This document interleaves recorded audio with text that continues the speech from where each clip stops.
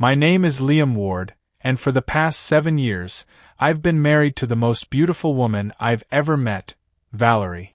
From the moment we locked eyes at an art exhibit in New York City, I was hooked. She was elegance wrapped in allure, her laughter like the soft clink of champagne flutes. She had this way of making everyone around her feel small, except me. Or at least, that's what I used to believe. Back then, I was working long hours as a software developer, trying to turn a modest side project into something substantial. I didn't have fancy suits or a fat savings account, but I had vision, grit, and quiet confidence. Valerie said she admired that. She said she wanted a man who wasn't obsessed with money, who had soul, passion, purpose. Lies. Every word. Valerie didn't want passion. She wanted prestige. She didn't want soul. She wanted status. I found out the truth in pieces. Little slips at parties, sideways glances, the occasional whispered comment that I'd catch but couldn't make sense of at the time. It wasn't until her cousin's engagement dinner that the curtain began to lift.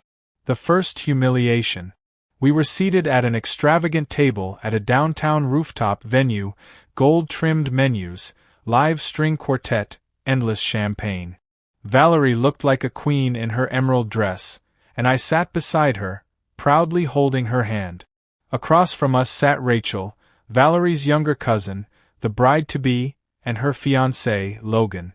Around them were Valerie's other relatives, people who always smiled a little too hard when they greeted me. That night, something shifted. "So, Liam," Logan said, swirling wine in his glass. "Still working on that app or whatever?" "Actually, it's a full platform now," I replied. "It's grown quite a bit." "Oh," Rachel chimed in with faux surprise. "We always hear how you're still figuring things out. Isn't that right, Val?" My wife didn't answer immediately. She just sipped her wine, then laughed lightly. "Liam's very creative. He's not really the business type." There was a beat of silence.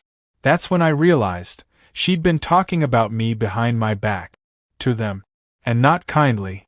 "She likes to joke," I said, smiling tightly. "But the business is profitable now. It's not flashy, but it's stable." Rachel leaned in, smirking. "So you're not a starving artist anymore?" The table erupted into polite laughter. I swallowed my pride and smiled along. That night, I asked Valerie in the car, "Why did you say that?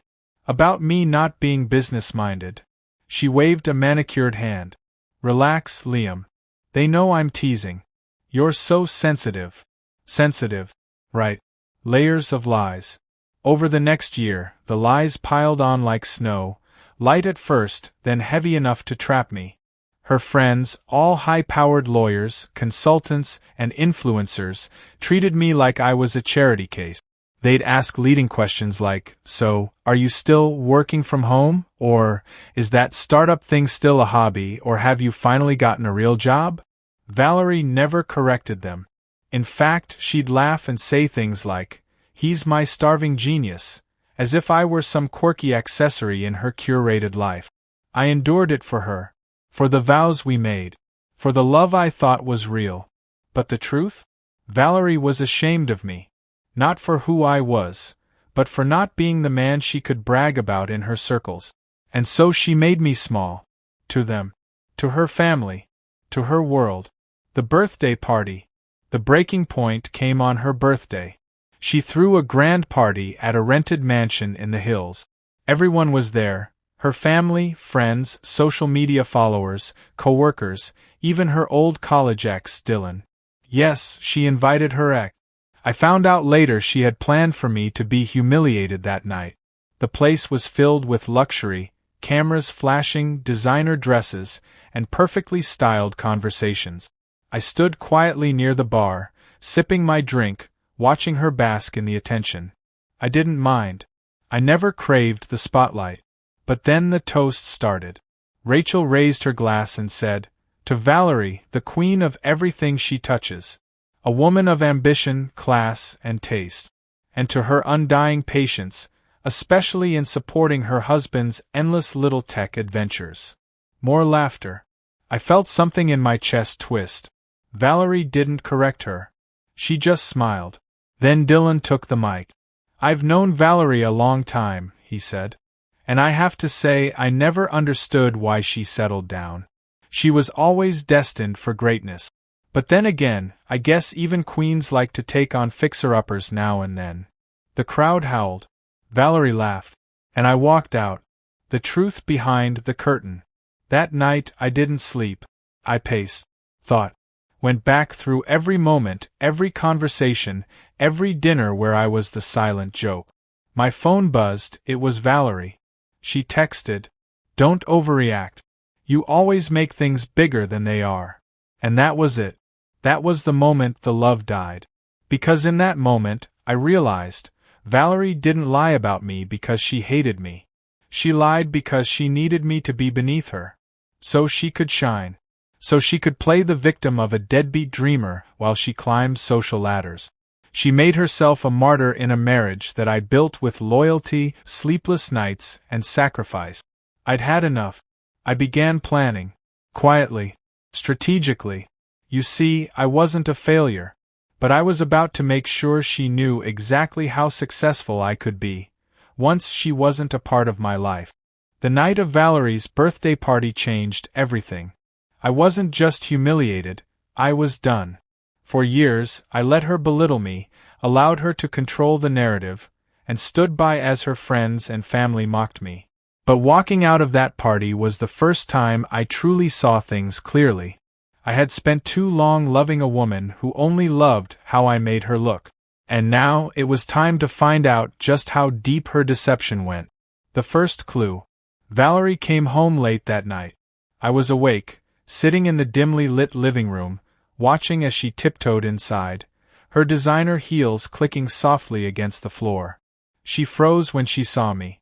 "You left," she said, voice laced with irritation rather than concern. I leaned back on the couch, swirling the drink in my hand. Yeah. I wasn't really in the mood to be the punchline at my own wife's party. She sighed dramatically. "Oh, come on, Liam. It was just some harmless teasing. You take everything so seriously." I just stared at her. That's when she shifted, crossing her arms. "Look, I'm tired. Can we not do this right now?" I nodded. "Sure. Go ahead." She hesitated, then disappeared into the bedroom. A few minutes later, I heard the shower running. That's when I saw it. Her phone, carelessly tossed onto the kitchen counter. The messages that changed everything. I never liked snooping. I believed in trust, in giving my partner space. But that night, something inside me whispered, check. So I did.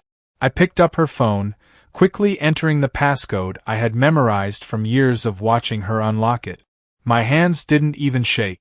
I wasn't nervous, I was expecting something. And I found it. The messages weren't hidden.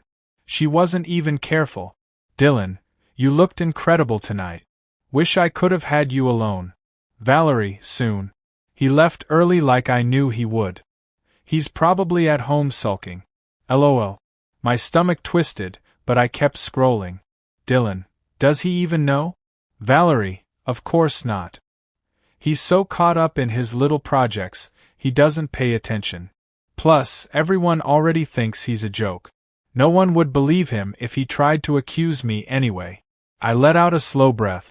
There it was. Confirmation. I wasn't just some convenient accessory in her life. I was the fool she used to maintain her image while she played around behind my back. And Dylan? The smug, smirking ex she had invited to the party? He was her real prize. But the thing is, she thought I was a joke. She thought I was weak. She had no idea who she was dealing with. Setting the trap. I didn't confront her right away. That would be too easy. Too impulsive. And I wasn't about to give her the satisfaction of seeing me break. Instead, I did something she never expected. I started playing along. Over the next week, I acted like nothing had changed. I still kissed her good morning. Still listened to her go on about her social event. Still played the role of the clueless husband. Meanwhile, I was working. I started gathering everything. Screenshots of her texts. Copies of her messages from her laptop. Bank statements showing money withdrawals that didn't add up. Hotel bookings under her name. Piece by piece, I built my case. And the whole time, Valerie had no idea. The perfect opportunity. One night, she told me she was heading out for a girls' night. I already knew the truth. She was meeting him. So I did what any sane man would do. I followed her. She took an Uber to an upscale hotel downtown. I parked a block away and waited. I watched as she walked inside, wearing a sleek black dress, her hair perfectly styled, her lips painted in that deep red shade I once loved. I waited 5 minutes before heading in myself. The receptionist barely glanced at me as I walked through the lobby, casually making my way toward the elevators. I already knew the room number. Thank you, digital receipt. Room 1109.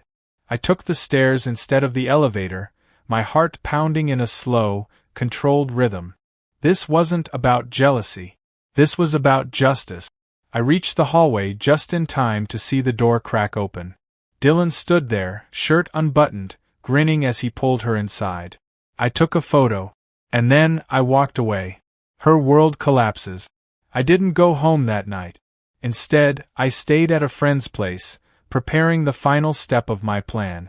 The next morning, I sent everything, the messages, the photos, the evidence, to a carefully selected group. Valerie's parents, the ones who always told her to find a successful man. Her closest friends, the ones who thought I was an embarrassment. Her boss, who just so happened to have a strict policy about workplace affairs. And finally, I sent them to Valerie herself. I didn't bother adding a message. The evidence spoke for itself. I turned off my phone. And then I waited. The aftermath. The first call came from her. I didn't answer. The second. The third. The fourth. Then came the text. Valerie. Liam, please. Let's talk. Valerie. I can explain. Valerie. You don't understand. Oh, I understood perfectly. By the time I turned my phone back on that evening, the fallout had already begun. Her father was furious. Her boss? Fired her. Dylan? Blocked her. And Valerie? She was alone. Exactly how she made me feel for years. But this wasn't the end. This was just the beginning of my revenge. Valerie's world was crumbling. And I was just getting started. The moment I hit send on those messages, I knew there was no turning back. She had spent years mocking me, painting me as a failure, lying to everyone about the man I was. Now, it was her turn to feel powerless. Her father called me first. Liam. His voice was tight with restrained fury. Is this real? Yes. A pause. Then a deep sigh. That ungrateful. He cut himself off. She lied to all of us. To me. To her mother. And you, his voice softened. I don't know how you put up with her for so long. I didn't respond. There was nothing left to say. Her friends reacted next. The same people who used to smirk at me at dinner parties now flooded my inbox with apologies, shock, and the occasional I never really liked Dylan anyway. I ignored them all. They weren't sorry for what they did, they were just sorry they got caught looking stupid. And then, there was her job. I had debated whether to send the evidence to her boss. Not because I had second thoughts, I didn't, but because I wanted to be smart about it. Valerie worked for a prestigious PR firm, a company that prided itself on integrity and ethic. An affair with a client? That wasn't just embarrassing, it was career suicide. Her boss replied to my email within an hour. Thank you for bringing this to our attention. This is a clear violation of our policies, and appropriate action will be taken immediately. That was corporate speak for, she's fired. Her desperate attempt. Valerie finally showed up at my friend's place that night. I heard the knocking before I saw her. Slow at first, then frantic. I opened the door to find her standing there in a wrinkled blouse, mascara streaked beneath her red-rimmed eyes. Liam. Her voice broke. Please. I leaned against the doorframe, arms crossed. Please what? She took a shaky breath. Can we talk? I let out a short laugh. talk? Like how you talked about me to your family. Or how you talked about me to Dylan. She flinched. I never meant. Don't. My voice was sharp, cutting through whatever excuse she was about to spew. I read every message, Valerie. You weren't just cheating on me, you were mocking me. You let them humiliate me, let them treat me like nothing, while you smiled and did nothing. Her lips trembled. I was stupid, okay? I got caught up in it all. The image, the expectations. I didn't mean to hurt you. I scoffed. You didn't mean to hurt me? That's rich. She reached out to touch me, but I stepped back. For the first time in years, she looked small. Vulnerable. I lost my job, she whispered. My parents aren't speaking to me. Everyone knows. I don't know what to do. I tilted my head. That's funny. She blinked. What? I smiled coldly. You always made it seem like I was the failure. Looks like that title belongs to you now. Her mouth fell open slightly, but no words came out. For once in her life, Valerie had nothing to say. The divorce papers. I didn't drag things out. I wasn't interested in drawn-out arguments or teary, I miss you messages. I wanted freedom. So I did what any self-respecting man would do. I served her divorce papers the very next day. She cried. She begged. She told me we could fix things. I didn't budge. There's nothing left to fix, I said, voice steady. You didn't just cheat on me, Valerie. You made me the fool in my own marriage. Her sobs turned to anger. You're just doing this to humiliate me. I raised a brow. No, darling. You did that all by yourself. And with that, I walked away. The final move. Some men would have stopped there. Some men would have been satisfied watching their cheating wife lose her reputation, her job, and her comfortable life. But me? I had one last move to make. See, while Valerie spent years dragging my name through the mud, I was building something real. My tech company, the one she always mocked? The one she claimed was a hobby? It had blown up. Just weeks before the divorce was finalized, I landed a massive investor deal. The kind of deal that changes lives. The kind that puts you in magazines on top entrepreneur lists. The kind that makes the people who doubted you suddenly remember your name. Valerie heard about it through mutual friends. She sent one last text.